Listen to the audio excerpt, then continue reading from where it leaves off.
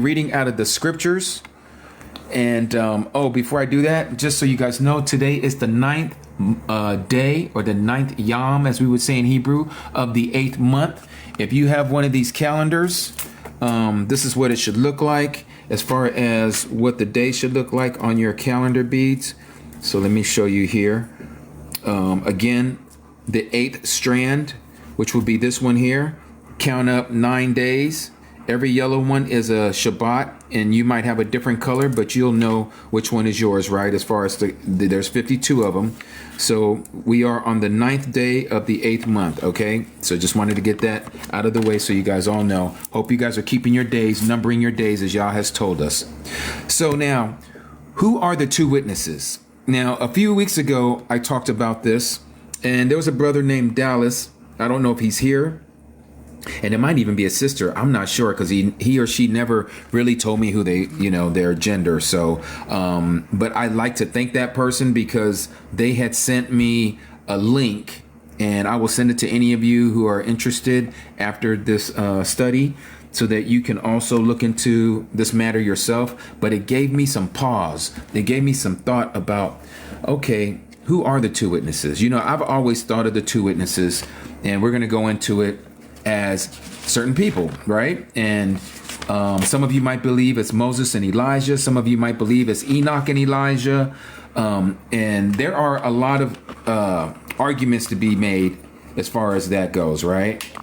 And but we're going to see what the word says, because again, it's Yah's word. That's what we're looking for. We're looking for the truth in his word, not what we think is the truth, not what we think is correct, but Yah's word, what he tells us. So, guys, say to witnesses, what does that mean? Okay, our Akarabu, we're going to get into it so you can see for yourself, because you got in right on time. We're going to be talking about this. For those of you who are following in your own scriptures, I'm going to be in Hazon, also known as Revelation, chapter 11. This is where we find the two witnesses, where it speaks about them. And G36, you're right. Maybe none of us really truly knows. But what I want to share here is not that I'm dogmatic about who the two witnesses are, but to give you another analogy, if you will, of who they could be. And but time will tell. Yah will let us know. And we know that his word is not going to return unto him void. So whoever the two witnesses are, it shall be revealed in these last days that we're living in. And so this is the reason why I wanted to do this, so that you guys can all do your own due diligence and study, and to find out, what does the word of Yah say? Okay. Because again, it's not about me giving you my interpretation. That's not what this is about. As I tell you guys every week, all I'm wanting to do is share, and that you would also get confirmation in what I'm sharing. All right. And if that confirmation is even something that I'm not too sure of, like many of us, we really don't know who the two witnesses are at this point. But I think we can all agree, and that's what I'm saying as far as confirmation, that we need to have our eyes open. We have to have our eyes peeled. We have to have our spiritual antennas, if you will, up, so that when this time comes, we do not miss what Yah has for his people. Because I think you guys can all agree with me, things are ratcheting up. I mean, look what's going on all over this world. I don't have to go into it. I say it every Shabbat, but this world is literally off the hinges. Okay. This is why we need to be prepared. This is why we need to keep our nose in the word. This is why we need to do more fasting. In fact, speaking of fasting, for those of you who want to do a corporate fast with me, I am going to be setting that up here very soon. It will be from sunrise to sunset, meaning that you don't eat, you don't drink any water, you don't put anything in your mouth from sunrise to sunset, and we're going to do that for a week. Okay, so let's begin reading. And the word reads, chapter 11 of Revelation, verse 1. Let me bring this down just a little bit. There we go. And a reed like a measuring rod was given to me. This is Yohanan, John speaking. And the messenger or angel stood, saying, Rise and measure the dwelling place of Elohim, and the slaughter place, that is the altar, and those worshiping in it. Notice it says, those worshiping in it. Okay, speaking of the dwelling place of Elohim. But cast out the court which is outside the dwelling place, and do not measure it, for it has been given to the nations. Yours may say Gentiles. And they shall trample the set apart city, which is Jerusalem, underfoot for 42 months. Okay, now we know 42 months is 3.5 years, or 1,260 days. Okay, now let's continue. And it says, and I shall give unto my 2 witnesses, and they shall prophesy. Let me back up. Yours may say, and I shall give unto my 2 witnesses power. Okay, we don't see power here because, again, the word power was added. It is not in the original manuscript. And they shall prophesy 1,260 days. Again, that is the same as 42 months down here. Okay. And so it says, and they shall be clothed or clad with sackcloth. And these are the 2 olive trees and the 2 lampstands that stand before Elohim on the earth. And if anyone wishes to harm them, fire comes out from their mouth and consumes their enemies. And if anyone wishes to harm them, he has to be unalived that way. These possess authority or power to shut up the Shama or the heaven so that no rain falls in the days of their prophecy. And they possess authority over waters to turn them to blood and to smite the earth with all plagues as often as they wish. And when they have ended their witness, the beast coming up out of the bottomless pit of the deep shall fight against them and overcome them and unalive them. And their dead bodies lie in the street of the great city, which is spiritually is called Sodom and Mitzrayim, or Sodom in Egypt, where also our master was impaled. Where was our master impaled? He was impaled in Jerusalem, aka Jerusalem. And some of the peoples, yours may say, and the peoples, but some of the peoples and tribes and languages or tongues and nations see their dead bodies for 3.5 days and not allow their dead bodies to be placed into tombs. And those dwelling on the earth rejoice over them and exult. And they shall send gifts to each other because these 2 prophets tortured those dwelling on the earth or on the Arets. And after the 3.5 days, a spirit or ruach of life from Elohim entered into them, and they stood upon their feet, and great fear fell on all those who saw them. And they heard a loud voice from the Shama, from the heaven, saying to them, come up here. And they went up into the Shama, into the heaven, in a cloud, and their enemies saw them. And in that hour there came to be a great earthquake, and 1/10 of the city fell. And in the earthquake 7,000 men were killed or unalived, and the rest became afraid and gave esteem to Elohim of the Shama. Okay, now let's go back here to the very beginning of chapter 11. So again, who are these 2 witnesses? Now there is a lot of debates out there, and again, it's not for me to say dogmatically who the 2 witnesses are. I'm just going to give you another scenario of who it could be, and to keep your spiritual antennas up, because if this is the truth, if this is the case, this is going to affect each and every last one of us right now that are listening to my voice. Okay? Especially if you are following Yahusha, the Messiah, and you are keeping the commandments of Elohim, as we are told in Scripture. What did he say to us? He says, if you love me, keep my commandments, correct? So if we're doing that, then we are his people. We are his family. We are his servants. So let's read into this. Lane, I am reading from the scriptures, okay? And I will show you that once I get going. But at this point, let's get into the word. We're going to go to Genesis. Oh, wait. Let me back up before we go to Genesis.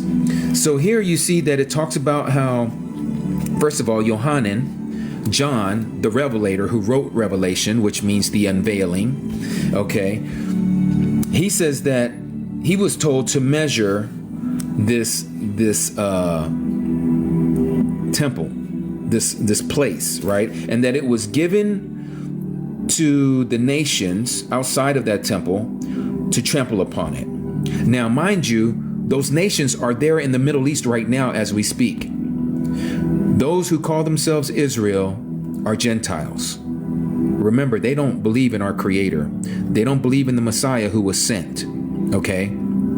They only believe the Old Testament. They don't understand the New Testament. They call our Messiah a blasphemer. They call our Messiah a bastard. They have all kinds of names for the Messiah who created the heavens and the earth. All right. And then you also have those who are of the Arabic descent. Them too. Okay. Now, when I talk about these people, I'm not speaking of them as individuals. I'm speaking to them as a whole. They are not the people. Now, there are those that are in those groups, in those camps, in those nations that are believers individually who believe in the Messiah, right? Who believe in the workings of what he did on the tree for us, who believe in the New Testament. Okay, so don't get that confused or twisted. What I'm saying there when I say that, what we're reading here about how it has been given to the nations, okay, to trample the set apart city, we know what the set apart city is. That is Jerusalem. That is the apple of Yah's eye. That is where his eye is constantly on. Not that he doesn't see the rest of the world, because he does. He knows everything. But what we're getting at is from what it says here in Scripture is that these Gentiles who are not Yasharal DNA, original native born DNA Yasharal, or those who are Gentiles who are no longer Gentiles who have been grafted in, who are also Yasharal and part of the commonwealth of Yasharal, it's not speaking about us. It's speaking about those who do not believe, non-believers. Okay. All right. So let's continue. Now it talks about how these two witnesses. Now, when we hear the word two witnesses, the first thing we think about is two individuals, right? Now, you may think that they are Elijah and Enoch. I said this earlier at the very beginning of this live cast. Or you might think that it's Enoch and Elijah. Okay? Enoch and Moses, Elijah and Enoch. Why those four? Or why should I say those three rather, not four? Elijah is in both of those beliefs of people who believe that he's one of those two. Okay? The other one is where you get the confusion of, is it Moses or is it Enoch? Now, the reason why most people say it's Elijah and Enoch is because what does it say in the book of Hebrews? Let me take you there to the book of Hebrews real quick. Okay, and this is again taking it out of context, because once we read this, you're going to see what I'm saying. Oh, by the way, this is what I'm reading, Lane. It's called The Scriptures, TS 2009. You can get it on Amazon. Okay, so let's go to the book of Hebrews in the New Testament. We're going to go to chapter 9. For those of you who already know, we're going to verse 27. Okay, so Hebrews chapter 9, 27. And what does it read? It says here, and as it awaits men to die once, after this, the judgment. Yours may say, it is appointed to man to die once, and after this comes judgment. Okay, most translations say that. In this translation, it doesn't say that. It's a little different, but again, it gives you the same understanding. And as it awaits men to die once, and after this, the judgment. But let's back up a little bit. Let's go to verse 26 so that we have context here. For if so, he, meaning our Messiah, would have had to suffer often since the foundation of the world. But now he has appeared once for all at the end of the ages to put away sin by the offering of himself. And this is why verse 27 says what it says. And as it awaits men to die once, after this the judgment, so also the Messiah, having been offered once to bear the sins of many, shall appear a second time, which is the second coming, apart from sin, to those waiting for him unto deliverance, which is salvation. Okay, so now we understand that this is the reason why many people believe that it's Elijah and Enoch, because why? Elijah never died, according to what we were told. He was taken in a chariots of fire, right? That's in Second Kings chapter 3, I believe it is. Let me see. Is that where it is? Second Kings, I believe that's where it is. I don't have it written down. And then you also have Enoch. Enoch in Genesis, let's read that real quick. Okay, let's go there. We're told that Enoch was, and then he was taken, right?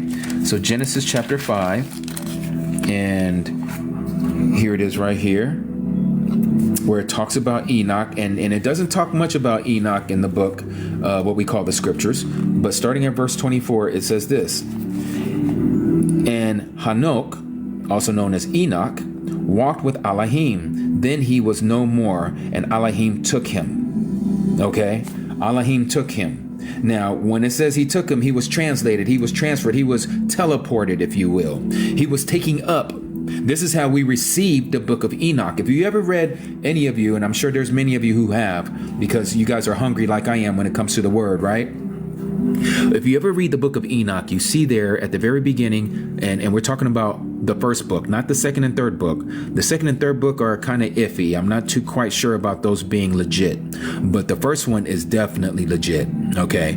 And in there, Enoch, we're told he would come down at a certain time and he would teach the people.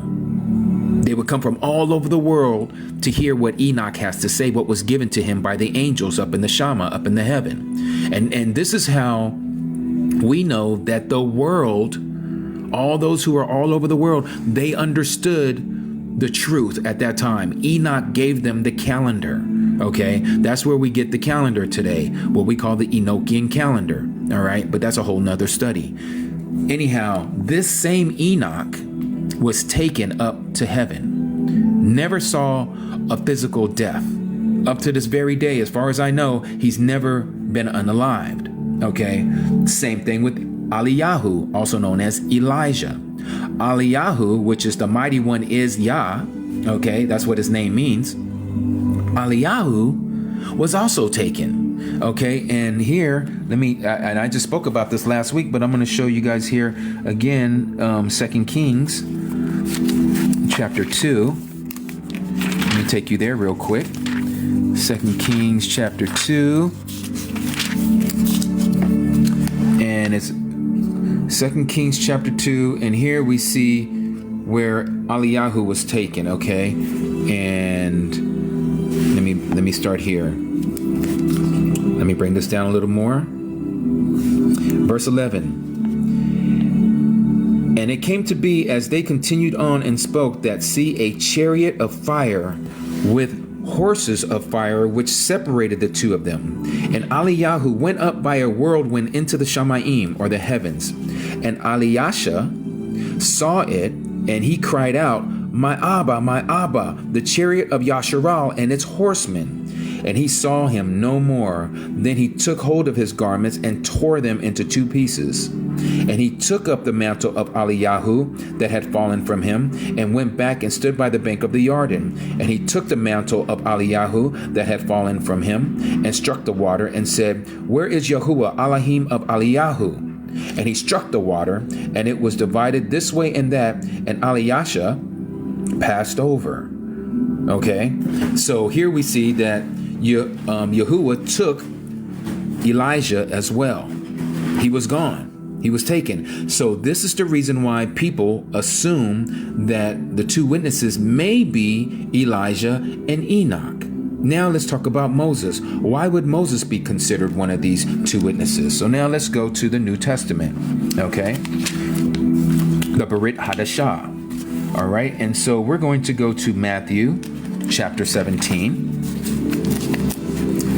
And in Matthew chapter 17, I read this again last week when we were talking about how did Kapha, aka Peter, know who was standing before him. So let me read this again to give you guys a refresher, okay? Because again, it has a lot to do with what we are talking about today. So this is in Matthew, as you can see here, chapter 17, and we're going to start at verse 1. And it reads, and after 6 days, notice it says, after 6 days, Yahusha, that is our Messiah, you may know him as Jesus for those of you who are in here as Christians, but my brothers and sisters of the family, the Mishpachah, you guys know who this is, Yahusha, took Kapha, Peter, Yaakov, Jacob, and Yohanan, John, his brother, and brought them up on a high mountain by themselves.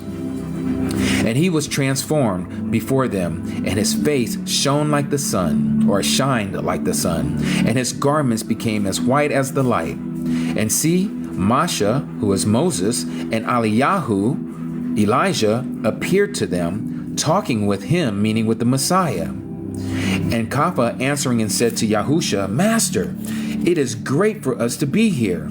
If you wish, let us make here 3 booths, or tabernacles, yours may say, one for you, one for Masha, who is Moses, and one for Eliyahu, who is Elijah. Now, again, last week I was talking about this and I said, how did Kepha, aka Peter, know that it was Moses and Elijah that was standing before him? Because we're never told that they were introduced by Yahusha to Kepha and Yaakov and Yohanan, but he already understood. He knew who these two beings were. Okay, without rehashing everything that we spoke about last week, this is another reason why people believe that the two witnesses will be these two right here, because they appeared on this high mountain at what they call the Mountain of Transfiguration, where the Messiah changed right before the eyes of his disciples. He was in his Shekinah body. You may say in the Christian vernacular, his glorified body. Okay. The reason why we don't use the word glory is because glory comes from the word Gloria, and Gloria is a deity of the Greek pantheon. Okay, which is a goddess, if you will. So we don't use that. Anyhow, so this is why some people think Masha or Moses and Elijah may be the two witnesses as well. So you have the first one, which is Elijah and Enoch, or the other one is Moses and Elijah. Okay. So now, if it's not neither one of them two, then, or those three, then who could it be? Well, let's go back to our foundational passage in Revelation chapter 11. Let's go back there again. Now we're going to start breaking this down a little bit. Let's look into this. It says that they are going to be prophesying. Whoever these two witnesses are, they shall prophesy for 1,260 days. Again, that's 1,260 days, which is equivalent to 3.5 years, okay, or 42 months. This can only work out if you're using the Enoch Zadok calendar, okay? The Enoch is the Zadok and the Zadok is the Enoch calendar. The calendar that we're speaking of is 30-day months, okay? Not 30 days and then 31 days and 30 days and 31 days like the Gregorian calendar. No, every month is exactly 30 days. Excuse me, I had a burp there. So this is why we know the 1,260 days equally divides by 30 and it gives you 42, which is 42 months. Like we said here earlier, 42 months, right? We see the same thing here about the woman who was taken into the wilderness. What does it say? It says here that she will be taken for 1,260 days. 1,260 days equals to 42 months or 3.5 years. Okay. How do we know it's 3.5 years? Because it says here, she shall be nourished for a time, times, and half a time. Again, time is 1 year. Times, plural, is 2 years. And half a time is a half of a year. So 1 plus 2 equals 3.5. So it's 3.5 years that she will be carried into this wilderness where she'll be taken care of and nourished for this 1,260 days or 42 months. Okay, I hope you guys can all see this. So the same thing is what is happening here with the two witnesses. Okay, now this 3.5 year period, it's the same time that we know as the Great Tribulation. I know, and I used to believe this, that the tribulation is 7 years, but it's not. Okay, we've all been taught that there's a 7 year tribulation period, and the last 3.5 years is the Great Tribulation, right? That is our understanding. Nowhere does it say that. In fact, when you read the book of Daniel, where we find this, and let me take you there before we get to breaking this down even more, because again, all of this is going to line up, line upon line, line upon line, here a little, there a little. Precept must be upon precept. Okay, every word must be established by 2 or 3 witnesses. So we're going to Daniel chapter 9 for those of you who are following, or those who are looking on your phone and you're seeing where I'm going. Let me show you what it says here. Okay, and this is going to be another part that I'm going to bring up because again, it goes along with our study. Now here, Daniel, as you see, chapter 9 right here, and we're going to start reading. And it says, in the first year, Darius, the son of Ashar-Rosh, of the seed of the Medes, who was set up as a sovereign or a king over the reign of the Chassidim, or that is to say Babylon, or the Babylonians. In the first year of his reign, I, Daniel, observed from the scriptures. Notice what he says. He observed from the scriptures, which means that he was reading a scroll, and he tells us which scroll he was reading. It says, and he observed the scriptures, the number of the years. Number of the years, according to the word of Yahuwah, given to Yirmiyahu, you may know it as Jeremiah the prophet. So he's reading the scroll of Jeremiah. The same scroll that we have, we call it the book of Jeremiah. He was reading that, okay? It says, for the completion of the wastes of Jerusalem would be 70 years. Notice it says 70 years here. So I set my face toward Yahuwah, the mighty one, to seek by prayer and supplication with fasting and sackcloth and ashes. And I prayed to Yahuwah, my Elohim, my mighty one, and made confession and said, O Yahuwah, the great and awesome Al, or the awesome mighty one, guarding the agreement, the contract of the loving commitment, or the kindness to those who love him and to those who guard his commands. Yours may say who keeps his commandments. Here you see it right here in the book of Daniel saying the same thing, that we are to keep his commandments. Now this is what he says. Look, notice it has the quotations here. We have sinned. He's speaking of all of us. He's praying for all the people of Yasharal. We have sinned and did crookedness and did wrong and rebelled, to turn aside from your commands or your commandments, from your right rulings. And we have not listened to your servants, the prophets, who spoke in your name to our sovereigns, our heads, our fathers, and to all the people of the land. O Yahuwah, to you is the righteousness, and to us the shame of face, as it is to this day to the men of Yehuda, to the inhabitants of Jerusalem, and all of Yasharal, those near and those afar off in all the lands which you have driven them. Why does Daniel say this? Because remember, Daniel is part of the kingdom of Yehuda. He's part of Judah. Okay, the 10 tribes, the northern tribes, were already scattered. Okay, they were gone already. Their dispersion had already happened. So they're in the four corners of the earth already. This is why he's saying, and to all the people of the land, okay, and to those who are near and to those who are far off. Those who are far off, he's talking about the 10 lost tribes. And he says, which you have driven them because of their trespass, which they have trespassed against you. Okay, this is what happens every time we break his law. There's only so long that he's going to deal with us, family. There's only so long that his grace, his mercy, his favor will be shed upon us. But then there's a day that he will lift his mercy. He will lift his long suffering, his compassion, his favor off of his people, because he's done now. He's done with it.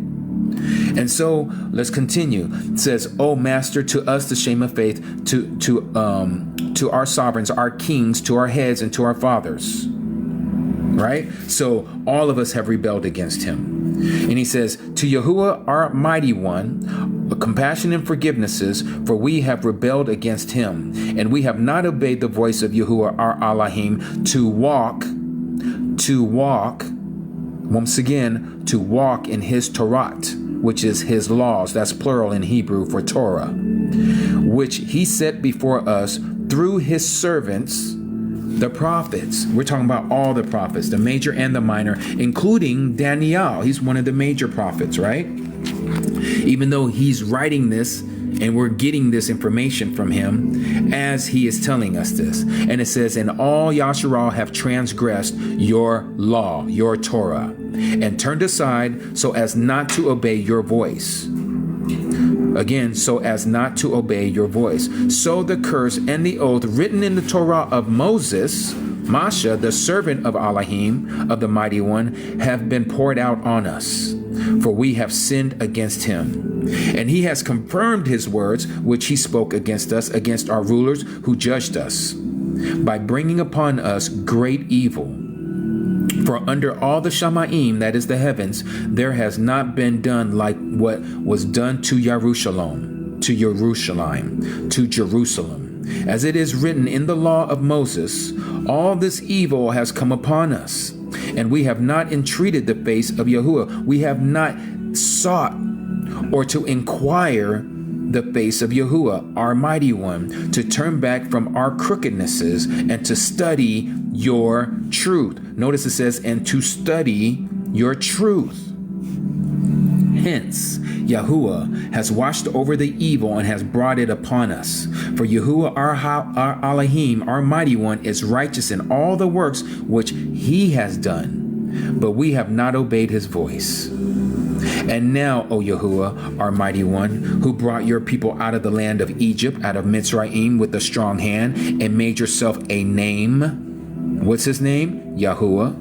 That is, I am the self-existing one. That's what his name means, Yahuwah. Not Yahweh, not Jehovah, Yahuwah. Just like Yahudah, the tribe. He says that he will call his people after his name. Yahudah, Yahuwah. Anyways, let's continue.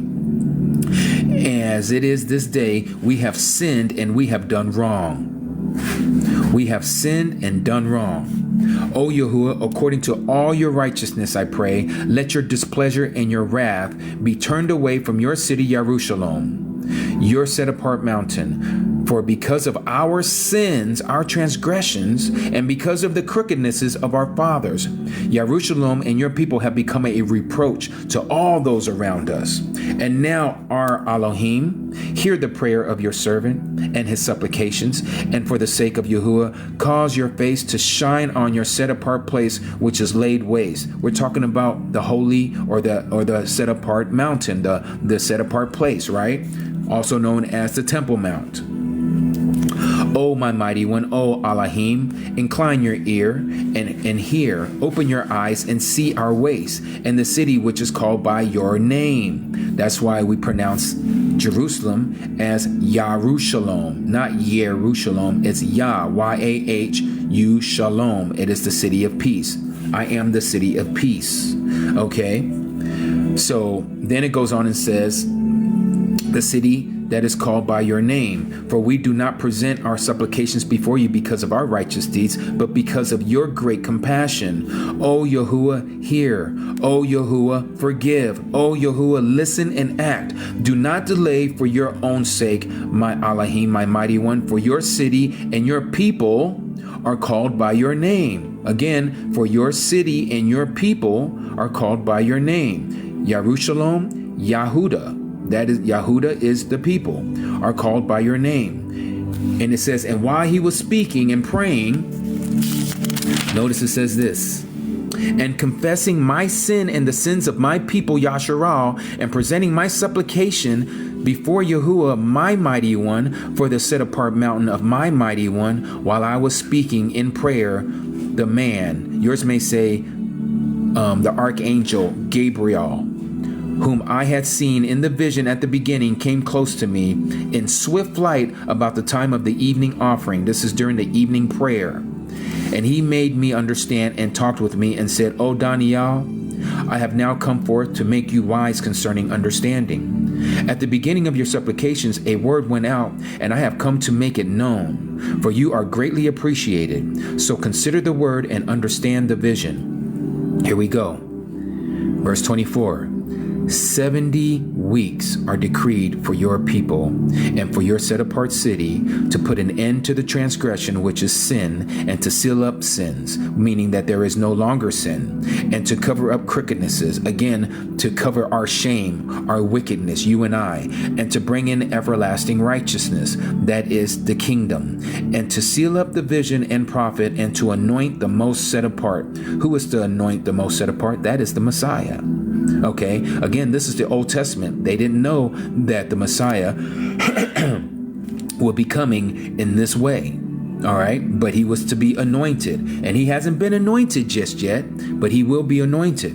Know then and understand from the going forth and command to restore and build Jerusalem, Yerushalem, until the Messiah, the Prince, is 7 weeks and 62 weeks, which is what? 69 weeks altogether. 7 plus 62 is 69. It shall be built again with streets and with trench, but in times of affliction, that is times of trouble. And after 62 weeks, the Messiah shall be cut off and have nothing. This is when he was unalived, as all of you know. And the people of a coming prince, which is a coming empire, shall destroy the city and the set apart place. For those of you who are history buffs, this happened in 70 AD. Titus Flavius, okay, the emperor Titus did this. This happened where Jerusalem was destroyed. This is the second temple, the one that the Messiah says, not one stone shall be left upon another that shall not be thrown down. Okay, this was prophesied. And at the end of it is with a flood, and the wastes are decreed, or destruction is decreed, and fighting until the end. Okay, so now we see that it's talking about a war, of fighting until the end. And then it says, and he, meaning the anti-Messiah, shall confirm an agreement, a contract with many for 1 week. Notice it says with many. It doesn't say with Israel. It doesn't say with the Jews. It doesn't say with anybody. It says other than with many for 1 week. Notice that it says 1 week. We know that week to be a 7-year period. This is where we get the whole thing about a tribulation period. Okay, but you notice here it doesn't say anything about tribulation. What it does say is the next sentence, and in the middle of the week, he, meaning this anti-Messiah, shall put an end to slaughtering and meal offering, meaning that these people are going to be doing what was instituted before. They're going to reinstitute it again. Hence this so-called third temple, the false temple. Okay, this wasn't sanctioned. It wasn't unctioned by the Father as the first two temples were. These people right now over there in the Middle East are getting ready to set up what you're about to read here. And on the wings of abomination he shall lay waste even until the complete end, and at that time which is decreed is poured out on who is to lay waste, or one who is lays waste. So yours would say abomination that causes desolation. The abomination that causes desolation is the third temple. And there's going to be a being who's going to sit in there to call himself the Mighty One, which is going to cause the desolation or the destruction. All right. So now going back here, it's talking about 1 week, a 1/7. That's what a week is. When we say a week, even in our understanding, what a week is 7 days. 7 days is a week. Well, here it's talking about 7 years instead of 7 days. Okay, so it's a 7-year period. Now, I brought all that up so that when we go back here to Revelation chapter 11, you'll see how it talks about this 1,260 days where they would be clothed in sackcloth. Let me back this out just a little bit. They're going to be clothed in sackcloth. What does sackcloth represent? I know you guys all know. It represents mourning. Okay, it's always represented mourning wherever you see someone wearing sackcloth, like Yohanan the Immerser, John the Baptist. What did it say about John the Baptist in the Gospels, in the Besorah, in the Great News? It says that he lived in the wilderness and he was eating wild honey and locusts, right? And it says that he was clothed in sackcloth with a belt, a leather belt. Why was he dressed in sackcloth? Because he was mourning the Temple Mount. He was mourning what the people were doing. The same thing that we read in Daniel, that he also too, what did it say? He was wearing sackcloth, that he was mourning over his people. Okay, so now we see this as well. Let me take you here to Genesis so that you can see that this mourning, and I'm not talking about mourning like the early rise of the sun mourning. We're talking about one who is crying, one who feels sad, one who is mourning for the dead, right?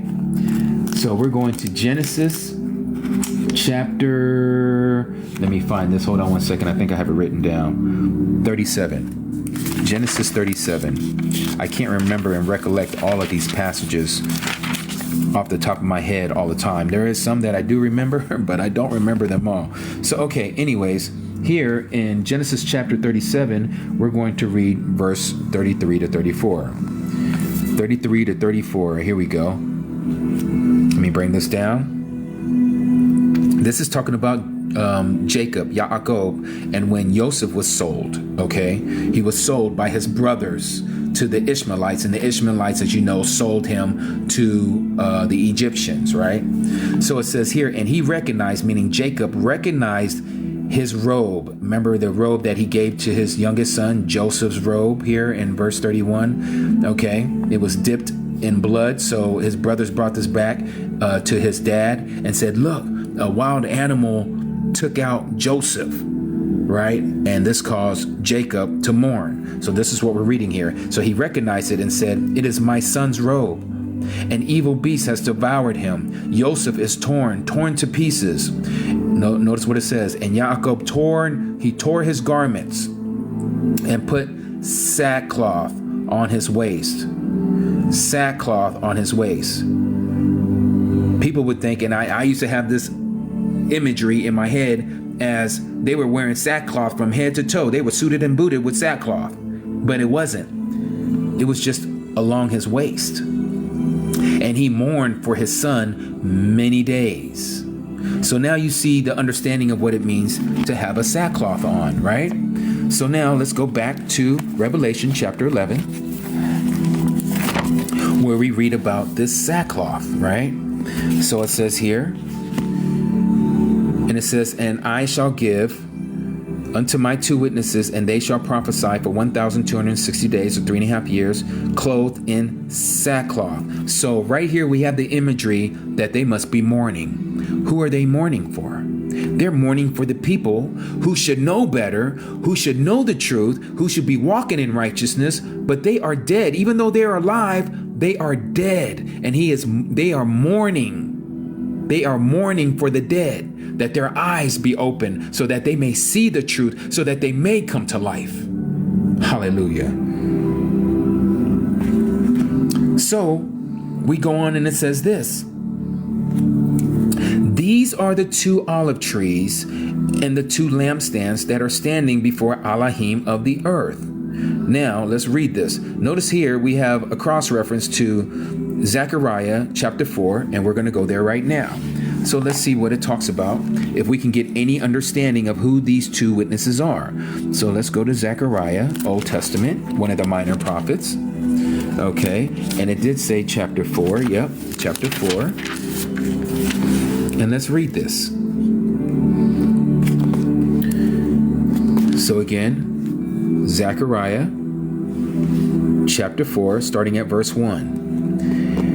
And the messenger, that is an angel, who was speaking to me, meaning to Zechariah, came back and woke me up as a man is wakened from a sleep. Why? Because he had fainted. Thank you for that, Becky. Thank you, Akodi, Becky. You always be gifting me. Thank you so much. I wanted to say this before we continue to read. Here's another thing that people don't recognize. Have you ever wondered why people who are out there who will say, oh, I had a visitation from an angel, and they'll just get to telling you about what the angel shared with them or whatever, right? But every time I read about a messenger or Yahuwah or Yahusha showing up and revealing themselves to a normal person like ourselves, they end up fainting. They end up on their face. They end up as if they were unalived, and they have to be picked back up. That should give you a clue that these people are not seeing a true angel. They didn't have a true confrontation, if you will, or a visitation by something that is extraterrestrial. Because anyone who sees one of these beings, and mind you, it usually happens when they are alone. So imagine if you are alone in your room or in your house and you're by yourself, and all of a sudden a being appeared. You're going to be scared when a person comes in, but let alone someone who is shining and who doesn't look like anyone or anything that you've ever seen. Oh yeah, you're going to faint. You're not going to be able to just talk to them like, oh, an angel, what would you want with me? No, you're going to faint, and they're going to have to put you back up, and you're probably going to be shaking. Every one of your bones is going to be disjointed because you're shaking like crazy because you're scared. And this is what we're seeing here. So anyways, that's just a side note. So beware of these people that talk about how they had gotten a vision or they had somebody visit them that was from heaven and all this other stuff. That's all hogwash. They want themselves to feel important, and they want you to think that they have some kind of connection with the other realm. Don't listen to these liars. Don't listen to their shenanigans, if you will. Okay, so let's continue to read. And it says, and he was waking back up from a sleep, and he said to me, what did you see? So I said, I have looked and see a lampstand all of gold with a bowl on top of it, and on the stand 7 lamps with 7 spouts to the 7 lamps, and 2 olive trees are by it, one at the right of the bowl and the other at its left. Then I responded and spoke to the messenger, or to the angel who was speaking to me, saying, what are these, my master? And the messenger, this angel who was speaking to me, answered and said to me, do you not know what these are? And I said, no, my master. And he answered and said to me, this is the word of Yahuwah to Zerubbabel, not by my might, nor by power, but by my ruach, by my spirit, said Yahuwah of hosts. Who are you, great mountain, before Zerubbabel? A plain. And he shall bring forth the capstone with the shouts of favor, favor to it. And the word of Yahuwah came to me, saying, the hands of Zerubbabel have laid the foundation of this house, and his hands shall complete it.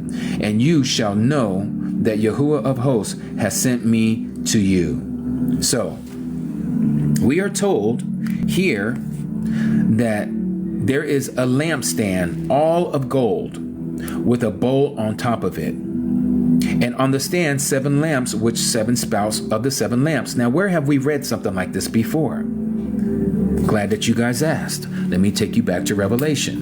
We're going to keep our place here. Put my little bookmarker. And let's go to Revelation chapter 1. Or excuse me, I believe it's chapter 2. Let's check real quick. Yes, chapter 1. Now, let's read this. Starting from verse 16, Revelation chapter 1, verse 16. And it reads, and in his right hand he held 7 stars, and out of his mouth went a sharp 2-edged sword, and his face was as the sun shining in its strength. And when I saw him, I fell at his feet as unalived. Here it goes again. People are fainting every time they see these heavenly beings. And he placed his right hand on me, saying, do not be afraid. I am the first and I am the last and the living one. And I became dead or unalived, and see, I am living forevermore. This is our Messiah. He is the first and the last. He is the self-existing one, okay? Anyways, again, for those of you, you guys already know Yahuwah is Yahusha, Yahusha is Yahuwah. All right, let's continue. And it says, and I am living forever and ever. Amen. And I possess the keys of Sheol and of death. Write therefore what you have seen, both what is now and what shall take place after these. The secret of the 7 stars which you saw in my right hand, and the 7 golden lampstands. The 7 stars are the messengers, or the angels of the 7 assemblies. And the 7 lampstands which you saw are the 7 assemblies. So now we know what the lampstands represent in Zechariah chapter 4. It represents the 7 assemblies. No different than what we just read in Revelation in Hazon. Let's read this again. I have looked and see a lampstand all of gold with a bowl on top of it, and on the stand 7 lamps with 7 spouts to the 7 lamps. This is what we know, my brothers and sisters, as a menorah. What is a menorah? It is exactly what you see on my icon. It is the 7 branches of the same candlestick, okay? It represents the 7 assemblies. And then we're also told about, let's go back here to chapter 11, what it talks about here, about the 2 olive trees. These are the 2 olive trees and the 2 lampstands, okay? But it only recognizes 2 of the 7. Who are the 2 of the 7 lampstands? You guys are starting to get your answer here as we continue to find out who may be the 2 witnesses. Let's go and find out who the 2 lampstands are. So let's go to Revelation chapter 2.